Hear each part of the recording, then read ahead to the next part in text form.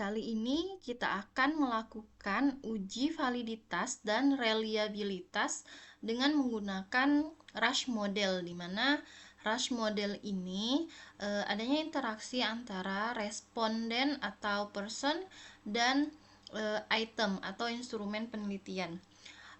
Dalam Rush model ini terdapat dua jenis data, yaitu data dikotomi yang dimana pilihan jawabannya itu hanya ada dua, yaitu benar bernilai 1 dan salah itu bernilai 0.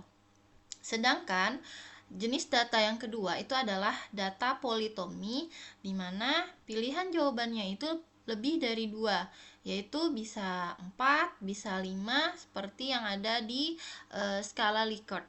Nah, di sini kita ada data mentah dikotomi. Kita akan sama-sama bagaimana cara melakukan uji validitas dan reliabilitas dengan menggunakan Rush model pada data dikotomi. Di sini ada data dikotomi, jadi ketika Bapak Ibu sudah menyebarkan item atau instrumen penelitian Bapak Ibu, jadi bisa dipindahkan jawabannya ke dalam bentuk Excel seperti ini. Yang perlu kita ketahui bersama, kolom ke-1 dan kolom kedua itu berisi nomor urut person. Jadi di sini walaupun mereka ini sebenarnya dua angka, tapi kita tetap harus pindahkan agar pada win step atau mini stepnya nanti itu benar terbacanya. Lalu kolom yang ketiga atau C ini berisi gender person, di mana L itu adalah laki-laki dan P itu adalah perempuan. Sedangkan kolom keempat atau D ini berisi domisili atau asal person, yaitu D itu desa dan K itu adalah kota. Sedangkan kolom E sampai ke N ini berisi jawaban-jawaban dari person atau responding atau subjek penelitian kita, itu kita susun seperti ini dan kita sesuaikan. Nah, lalu bagaimana cara memindahkan data ini ke mini step atau win step? Terlebih dahulu kita harus memblok seluruh informasi yang ada di Excel ini. Nah, setelah itu kita klik format, lalu kita klik kolom. Nah, di lebar kolom ini kita ganti dengan angka 1. Lalu kita klik OK. Setelah itu, data menjadi lebih ramping. Jika ada data yang tidak terlihat atau terpotong, Bapak Ibu bisa kecilkan di hurufnya. Jadi kecilkan saja dan itu tidak berpengaruh. Setelah itu, setelah data sudah ramping dan masih tetap terbaca seperti ini, kita klik file. Lalu kita simpan sebagai atau save as. Pastikan pindahkan ke folder yang nanti Bapak Ibu mudah untuk mencarinya. Nah, di sini kita simpan sebagai teks berformat berbatas spasi, atau dalam bahasa Inggrisnya itu format text space delimited. Kita simpan. Nah, jadi data ini sudah kita simpan dalam bentuk PRN. Nanti kita akan lihat ketika kita membuka WinStep atau MiniStep. Sekarang kita buka WinStep atau MiniStep kita.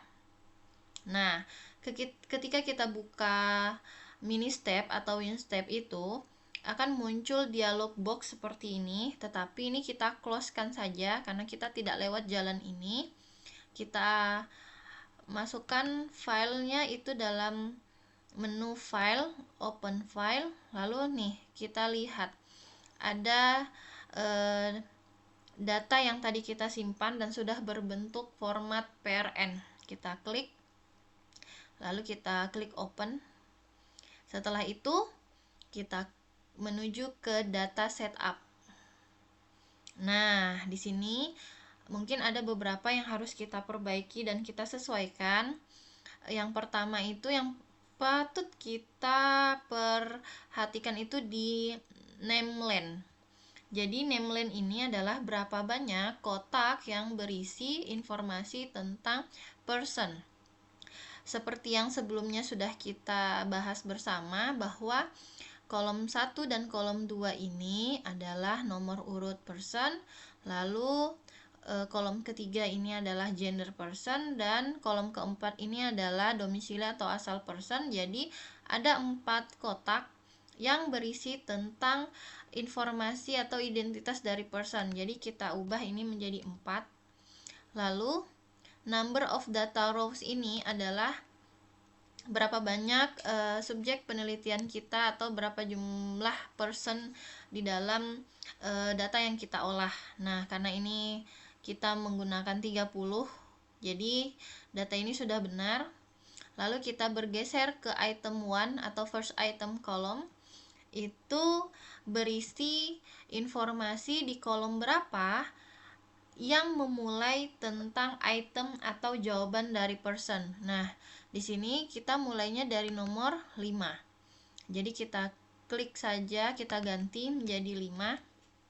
Lalu kita lanjut ke number of item. Number of item itu berisi berapa jumlah soal atau item yang kita berikan. Nah, di sini ada 10 dari kolom 5 ke 14. Itu ada 10 soal, jadi kita ganti menjadi 10. Setelah kita mengubah number of item, kita lanjut ke item labels, enter or edit. Kita klik. Nah, di sini kita beri nama soal kita, bisa dengan N1 atau soal pertama, N2 soal kedua, dan kita lanjutkan sampai seterusnya. Nah, jika sudah seperti ini, lalu kita mulai item labels oke. Nah, lalu setelah itu kita klik MCQ scoring K1. Kita klik. Nah, di sini akan muncul baris baru yaitu berisi K1. Jadi K1 ini maksudnya kita masukkan kunci jawaban dari 10 item atau 10 instrumen soal yang sudah kita berikan di sini. Jadi kita ketik manual saja.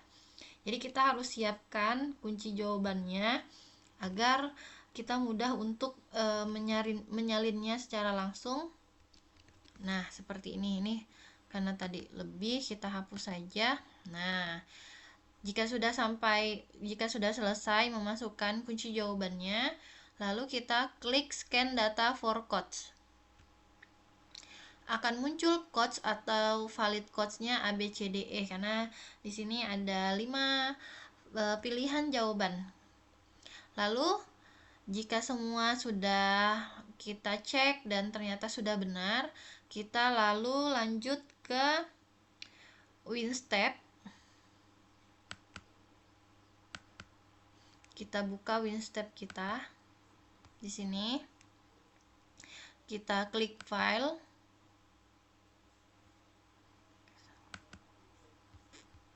Kita buka Ministep di sini.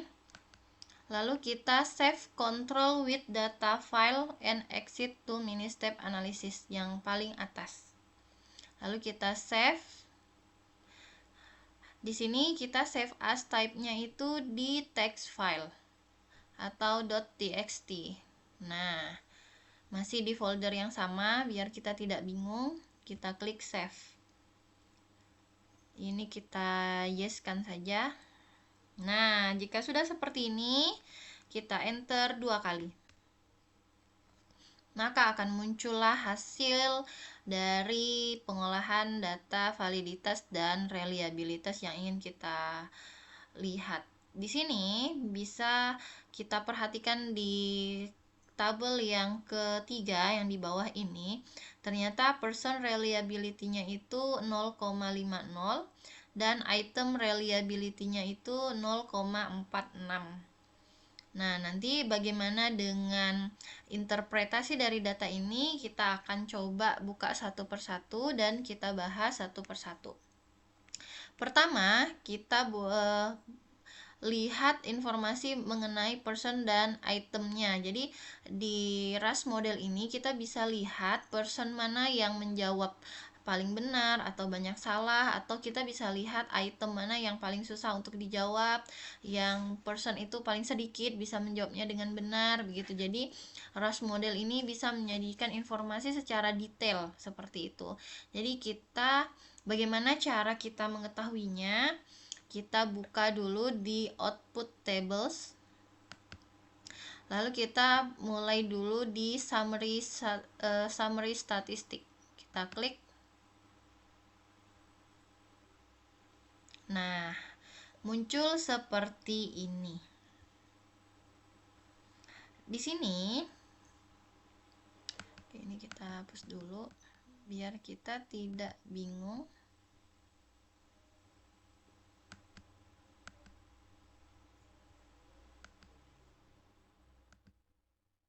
Nah, di sini ada summary of 28 person dan 30 person. Di sini kita lebih baik menggunakan yang 28 ini karena mereka sudah mengeluarkan 2 person ekstrim yang menurut mereka ini akan mengganggu hasil reliability-nya karena tidak seimbang dengan person-person yang lain. Jadi di sini saya sudah buat interpretasinya.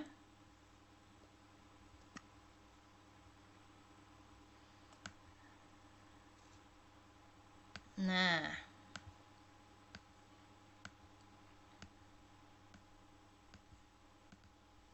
jadi nilai person measure 0,60, person measure 0,60. Di sini kita bisa lihat itu menandakan bahwa nilai person measure-nya bernilai positif atau di atas logit 0,0, maka rata-rata kemampuan responden berada di atas tingkat kesulitan soal. Jadi 0,60 ini sudah menandakan bahwa responden atau person yang kita lakukan uji coba ini itu berada di atas tingkat kesulitan soal. Lalu person reliability-nya itu ada di 0,50. Oh, ini masih yang 0,50 ya. Kita ubah yang 0,45. Karena kita lihat yang 28 measure. Nah, di sini person reliability-nya itu 0,45. Jadi bisa kita lihat di sini ada kriteria penilaian yang saya ambil dari Sumintono dan Widiarso 2015, di mana 0,45 ini berada di kurang dari 0,67. Jadi kategorinya itu lemah.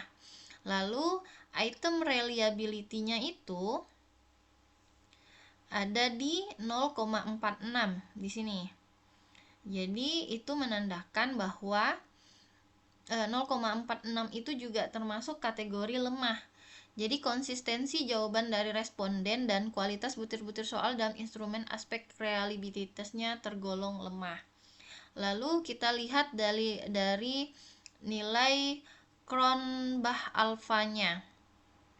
Cronbach alfanya itu berada di 0,62. Jadi dimana bahwa 0,62 ini berada di kategori cukup begitu. Jadi konsistensi internal instrumen tergolong cukup dalam mengukur satu konstruk yang sama. Ada kemungkinan terdapat pengaruh dari faktor lain atau tingkat kesulitan terlalu bervariasi. Nah, seperti itu. Jadi dari summary statistik ini kita bisa lihat nilai person measure dan person reliability dan item reliability-nya ternyata tergolong lemah. Lalu kita coba lihat ke item measure-nya. Itu kita klik output tables. Jadi kita selalu bermain di output tables. Di sini ada banyak sekali menu yang bisa Bapak Ibu pilih. Bapak Ibu sesuaikan saja dengan kebutuhan Bapak Ibu, data apa yang ingin Bapak Ibu cari, seperti itu. Nah, sekarang dari summary statistik kita pindah ke menu item measure. Nah, di sini kita bisa lihat Bapak Ibu ternyata nomor 10 itu yang total skornya itu yang benar hanya 13 orang. Jadi dan sedangkan nomor 5 itu yang bisa menjawab sebanyak 23 orang. Berarti menandakan nomor 10 ini itu cenderung soalnya itu susah untuk dijawab oleh person. Nah, sedangkan nomor 5 itu soal yang cukup mudah sehingga banyak person yang bisa menjawabnya dengan benar. Nah, di sini saya juga sudah membuatkan interpretasinya. Item measure.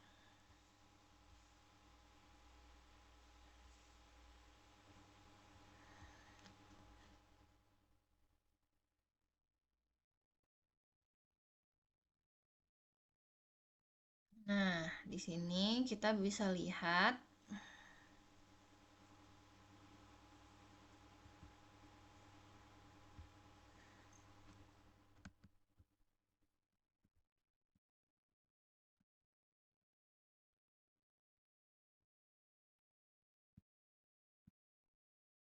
bahwa total score atau raw score-nya itu, jadi dari total score ini kita bisa lihat bahwa banyak peserta yang menjawab benar pada butir soalnya. Seperti tadi yang sudah saya sebutkan bahwa soal nomor 10 itu dijawab oleh 13 orang yang benar, dan soal nomor 2 itu 15 orang yang benar, dan soal yang di nomor 5 itu 23 orang yang benar. Sekarang kita pindah ke measure-nya. Di measure ini maksudnya adalah nilai logit butir soal berdasarkan hasil perhitungan menggunakan model Rush. Nilai ini menentukan urutan tingkat kesulitan soal. Soal nomor 10, bagian yang ini, soal nomor 10, itu nilai measure-nya tertinggi 1,15. Artinya soal nomor 10 itu adalah soal yang paling sulit. Sedangkan soal nomor 5 itu jumlah measure-nya itu yang paling rendah, 0,76. Itu membuat hal itu bahwa soal nomor 5 itu adalah soal yang paling mudah. Jadi semakin tinggi nilai measure-nya, maka semakin sulit soal tersebut. Sebaliknya, semakin banyak total score yang semakin banyak total score yang benar itu, maka nilai measure-nya akan semakin rendah begitu. Jadi kalau kalau misalnya nilai measure-nya itu tinggi, itu menandakan jumlah soalnya menandakan soal itu sulit, dan jika nilai measure-nya itu rendah, itu menandakan soal itu mudah begitu. Jadi berkebalikan dengan total score seperti itu. Lalu kita coba lihat dari aspek item fit ordernya. Kita buka lagi di sini output tables, item fit order. Oke, kita buka. Nah, jika tadi kita melihat berapa urutan item measure-nya yang tinggi sampai yang kerendah itu tersusun secara rapi. Nah, kalau sekarang kita melihat fit atau misfit dari item ini begitu. Jadi fit itu artinya valid dan misfit itu artinya tidak valid. Di sini nomor 7 itu mereka menulisnya dari nomor 7. Kita dapat fokus saja di outfit MNHQ, lalu Z standar, dan point measure korelasi gitu. Jadi kita fokus pada 3 baris ini saja untuk menentukan item ini fit atau misfit begitu. Misfit. Oke.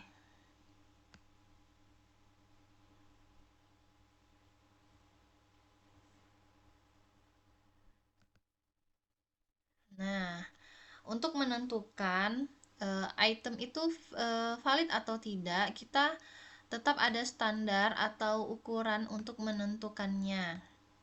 Nah, di sini saya ambil dari Bond dan kawan-kawan dan Bond and Fox 2015. Jadi, outfit MNSQ itu jika berada di antara 0,5 lebih dari 0,5 dan kurang dari 1,5, maka itu bisa dikatakan fit.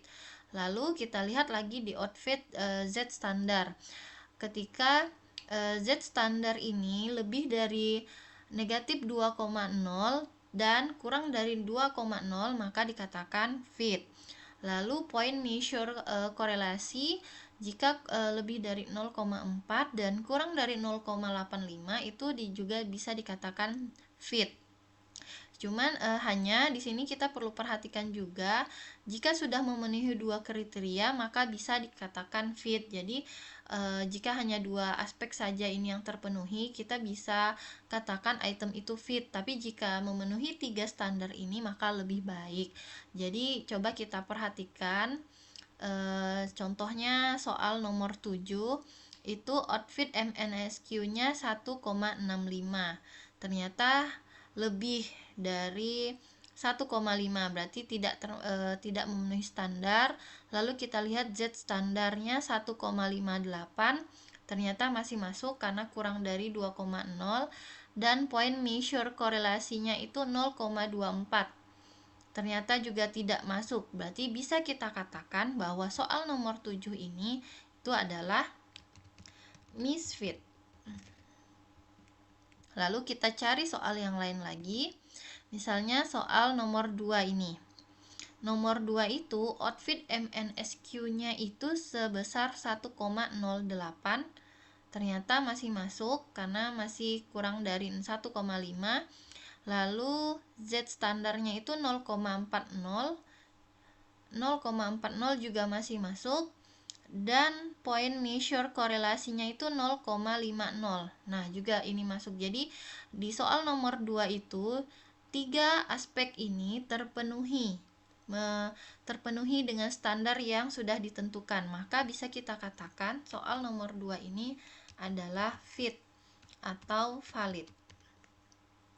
Nah, untuk soal yang kita ketahui tidak valid, Bapak Ibu boleh ubah soalnya atau Bapak Ibu buang saja soalnya.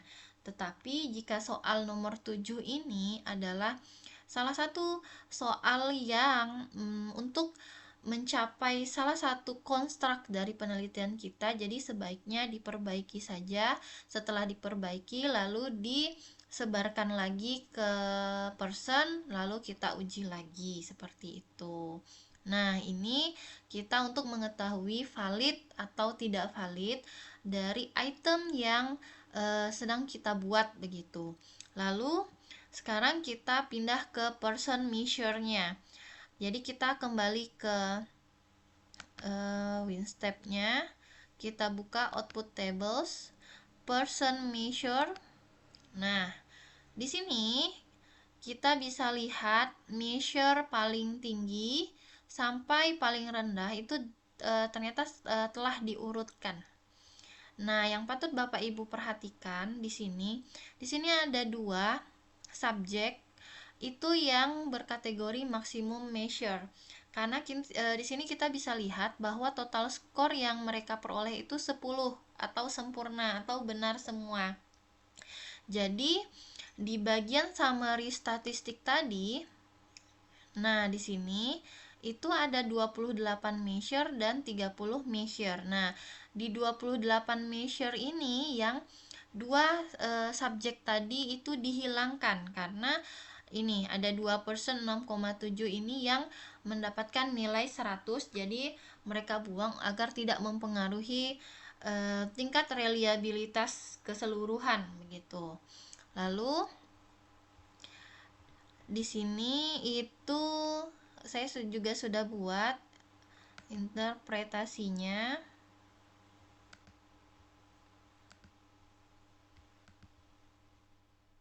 Seperti ini. Nah, person measure itu tingkat kemampuan responden. Kalau item measure itu tingkat kesulitan dari item atau soal.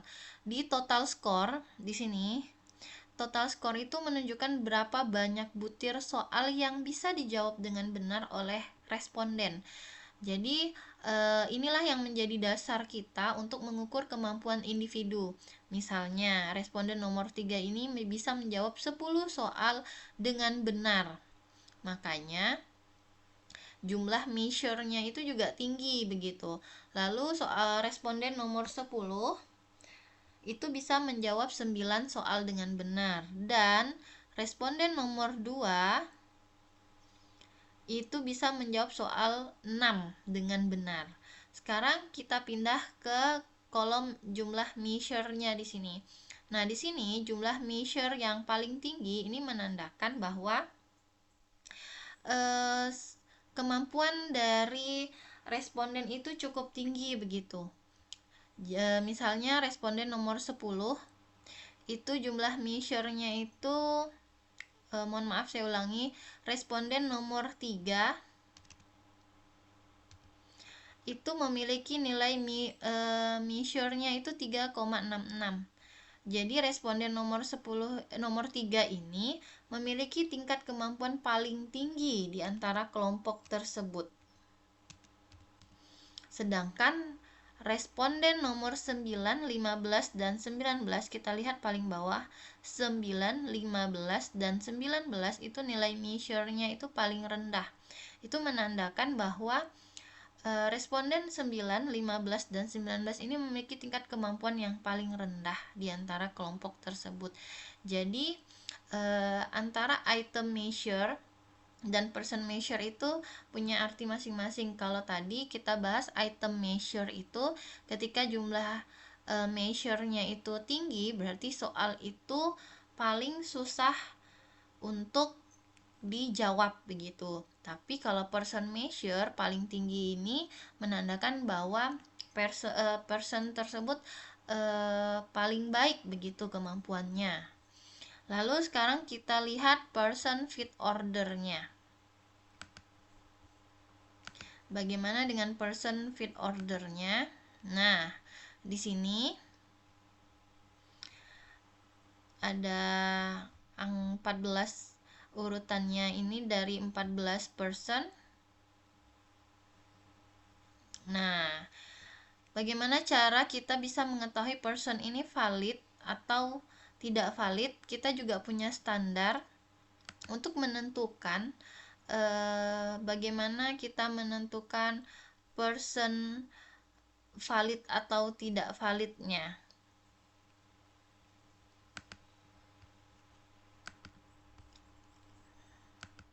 Seperti ini.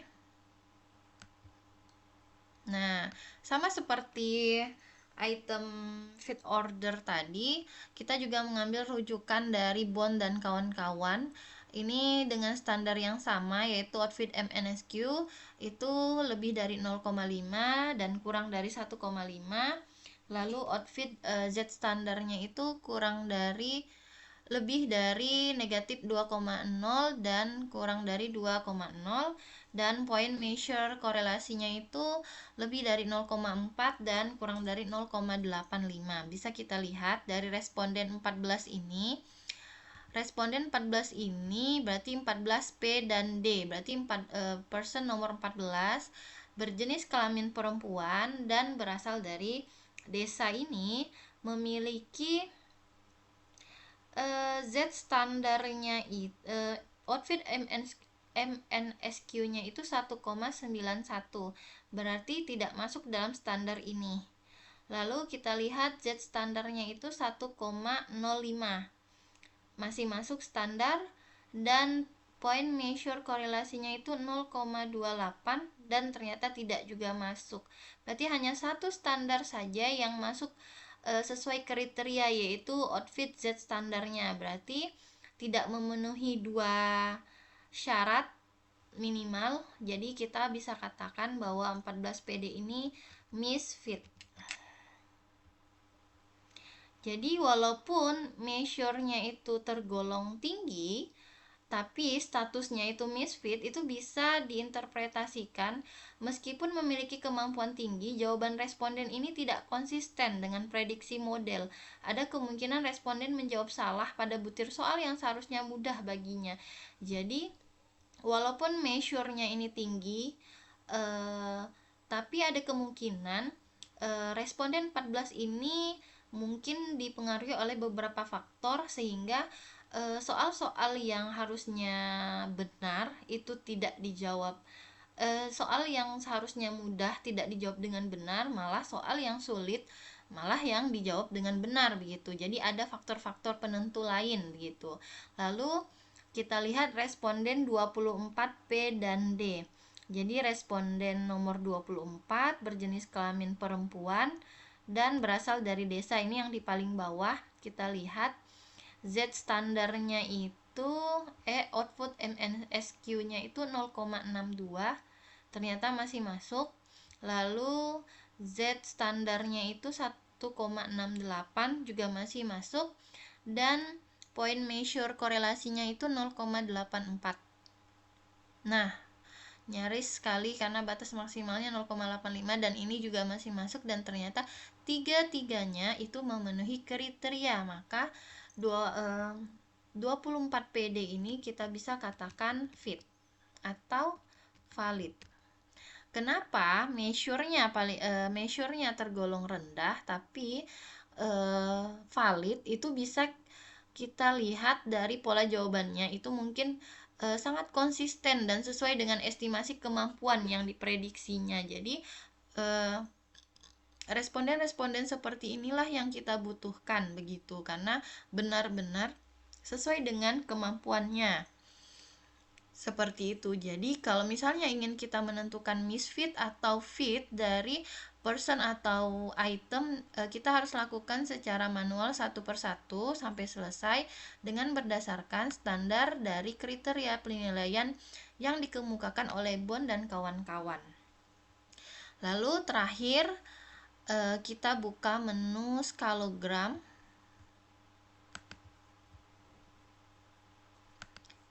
Di skalogram itu kita bisa lihat, jumlah kita bisa lihat soal mana yang rendah, soal mana mereka yang benar semua, di soal mana yang mereka itu salah. Seperti itu. Kita bisa lihat dengan satu persatu. Di sini itemnya, ini soal nomor 5, 1, 7, 3, begitu. Ini adalah susunan personnya.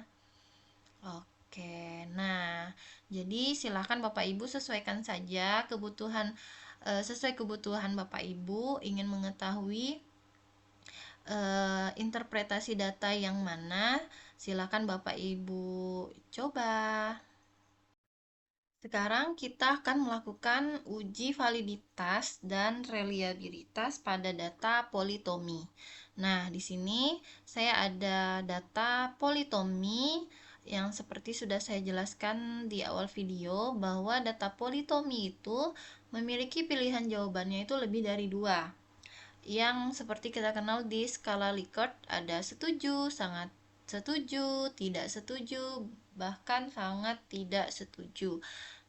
Di sini ketika kita sudah mengubahnya dalam bentuk atau menyimpannya dalam bentuk SPSS, kita harus mengubah data-data ini, data kualitatif ini menjadi data kuantitatif seperti ini, agar mudah untuk kita olah dalam WinStep. Nah, jika sudah kita ubah, boleh kita buka WinStep-nya. Oke, kita minimize terlebih dahulu. Kita buka MiniStep. Nah, seperti ini. Jika di data dikotomi tadi, dialog box ini kita abaikan, tapi di data politomi kita akan panggil filenya melalui dialog box ini. karena data tadi itu dalam bentuk SPSS, lalu kita klik di import from Excel, R, SAS, atau SPSS, sesuaikan saja dengan file atau data Bapak Ibu. Kita klik. Nah, di sini karena data saya ini dalam bentuk SPSS, kita klik SPSS. Seperti ini, kita klik select SPSS file. Nah, ini ada data politomi digital literasi yang seperti saya tunjukkan tadi. Kita klik, lalu kita klik open. Nah, seperti ini. Seperti yang sudah kita bahas di awal, bahwa rush model itu adalah interaksi antara item dan person. Lalu, apa yang harus kita lakukan selanjutnya? Di sini ada data yang sudah kita kuantitatifkan tadi, yaitu jenis kelamin dan sosial ekonomi ini terkait dengan person dan sukaguna sampai ke TIK lebih. Ini adalah informasi mengenai item. Lalu data yang mengenai person ini kita blok, lalu kita klik kanan, kita ulangi lagi, kita klik kanan, lalu kita cut boleh, copy boleh, agar tidak double. Kita klik cut saja seperti ini, lalu kita pastekan di bawah person, jangan sampai terbalik. Kita pastekan. Nah, sudah muncul. Sekarang kita copy paste yang mengenai item, kita blok sampai seluruh yang mengenai kuantitatif item. Kita klik kanan. Oke, kita ulangi lagi. Kita klik kanan, lalu kita cut. Kita pastekan di bawah item respon variabel. Oke. Oke, sudah muncul. Lalu setelah itu, kita ke menu di atas ini, kita klik construct WinStep file. Kita simpan data politomi digital literasi.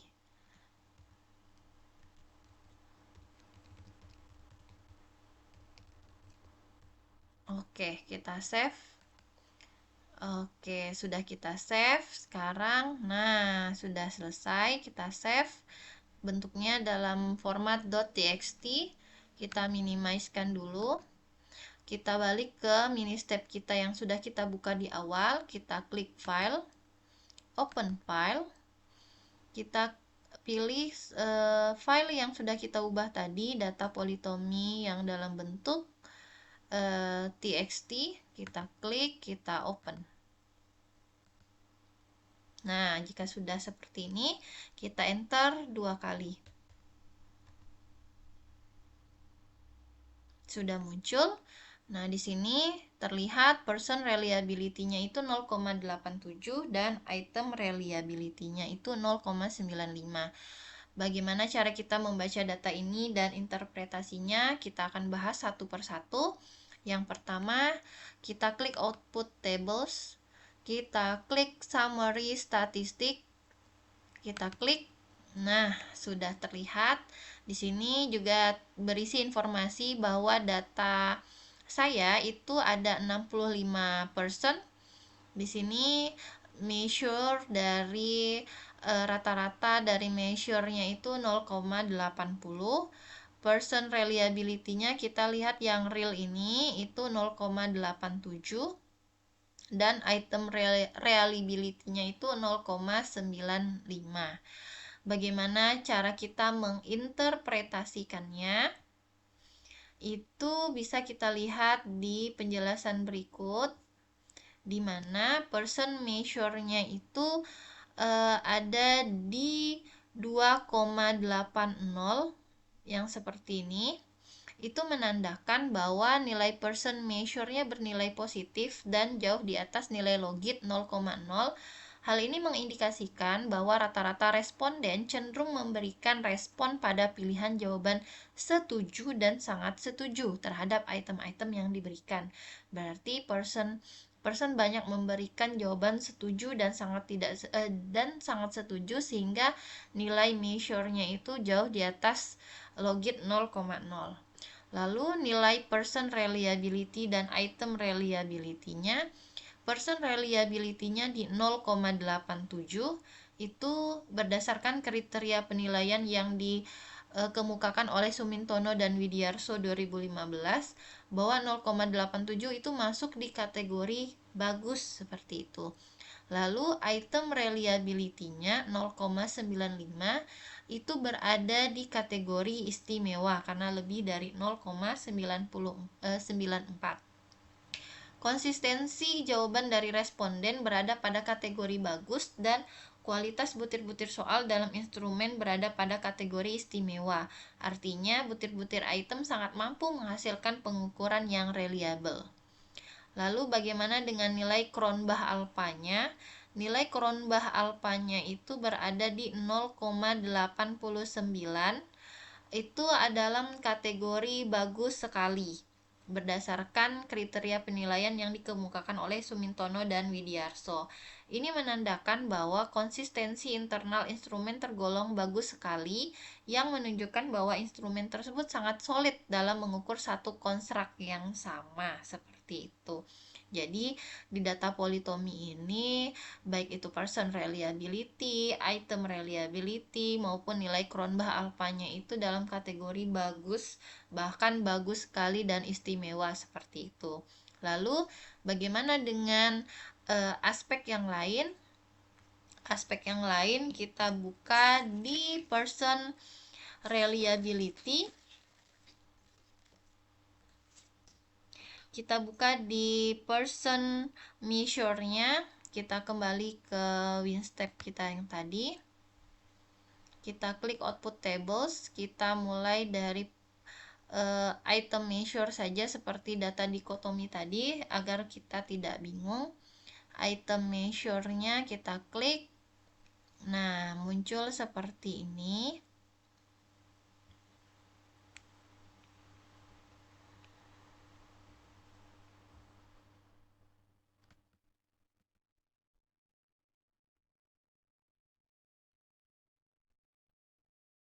Nah, dari person measure-nya ini kita bisa lihat dulu di interpretasinya. Mohon maaf, item measure-nya.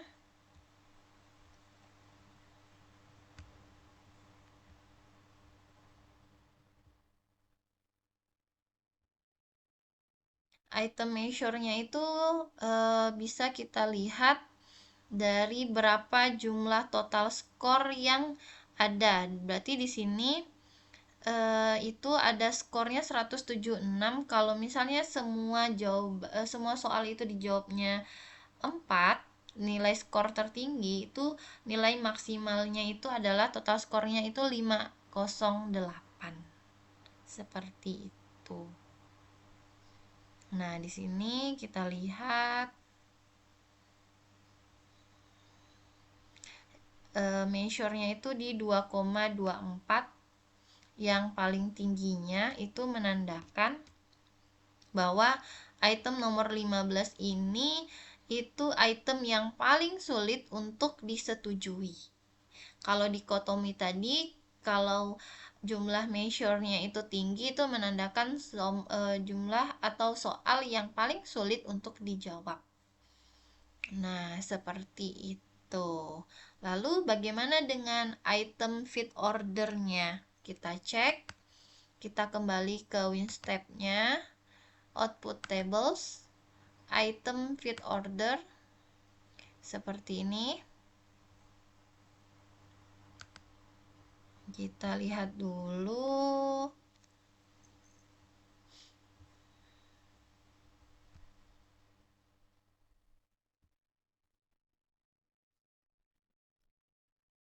Di item fit order ini kita bisa lihat butir soal mana yang bisa berfungsi normal untuk melakukan pengukuran atau tidak. Itu juga berdasarkan standar seperti yang pada data dikotomi tadi. Ada MNSQ, ada Z standar, dan point measure korelasi seperti ini. Nah, jika kita lihat dari item nomor 15 ini, outfit MNSQ-nya itu di angka 1,67, ternyata tidak masuk standar. Lalu Z standarnya itu 2,87, juga tidak memenuhi standar.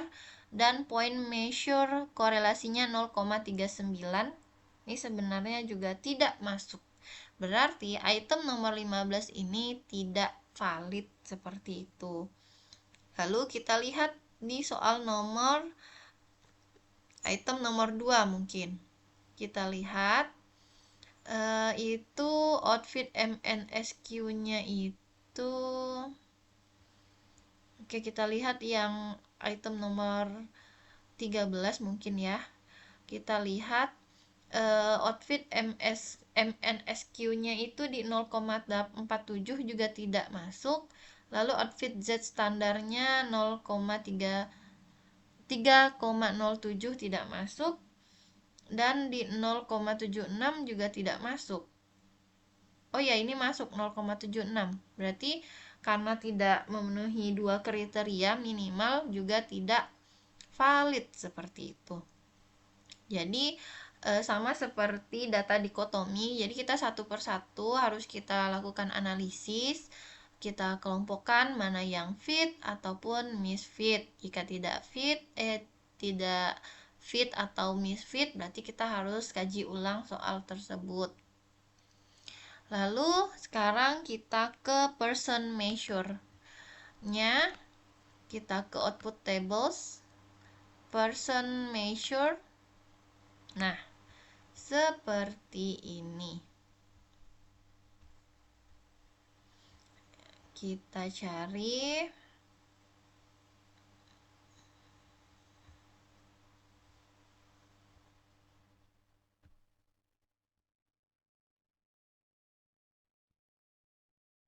person measure ini, bisa kita lihat bagaimana respon itu menjawab sangat setuju, setuju, tidak setuju, begitu. Nah, person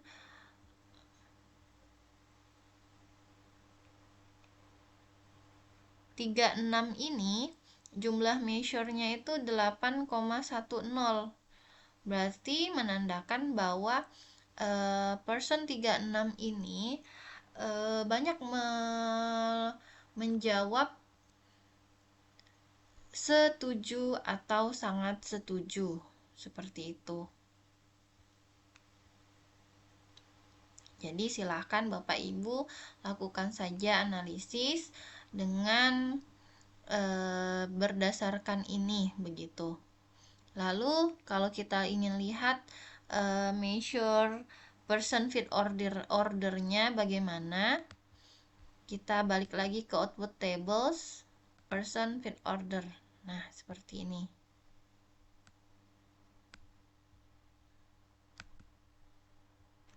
Jadi di person nomor 22 itu memiliki outfit MSQ-nya 3,17, outfit standar Z standarnya 2,55, dan point measure-nya itu 0,10. Jadi nanti kita bisa telaah atau analisis satu persatu berdasarkan kriteria penilaian dari sumber yang menurut kita dapat kita percaya apakah person ini fit atau misfit, seperti itu. Nah, begitu Bapak Ibu. Silahkan Bapak Ibu coba. Semoga video ini dapat membantu pengolahan Bapak Ibu. Terima kasih.